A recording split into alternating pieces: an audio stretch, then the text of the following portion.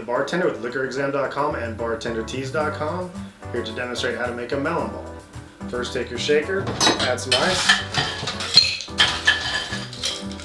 Now this takes 1.5 ounces of vodka.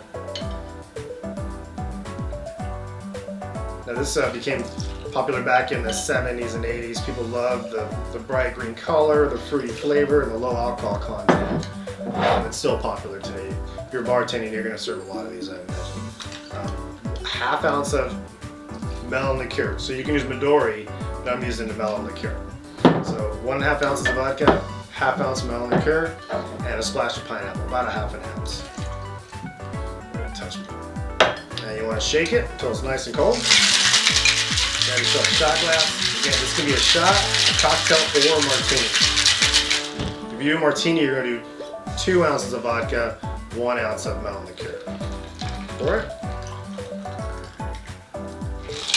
And there you go, a Melon Ball Shooter. Again, I'm Eddie the Bartender with liquorexam.com and bartendertees.com. That's where you can find apparel like this. There's t-shirts, sweatshirts, and more, all at bartendertees.com. Thanks again. See you on the next one. Bye-bye.